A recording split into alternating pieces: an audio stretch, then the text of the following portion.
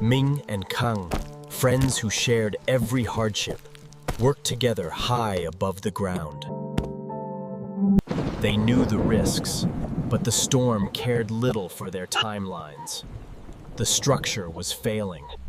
Thus, severed from its moorings, the massive beam began its inevitable descent into the churning mud. A heavy steel beam detached and plummeted toward Ming. Kang didn't hesitate, pushing his friend out of the path of danger.